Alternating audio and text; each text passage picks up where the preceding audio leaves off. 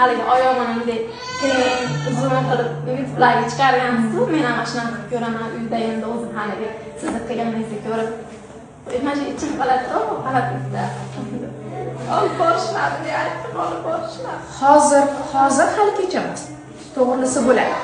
Lekin hozir ham to'g'rilamasanglar, keyin operatsiya. Bular Andijondan kelishibdi.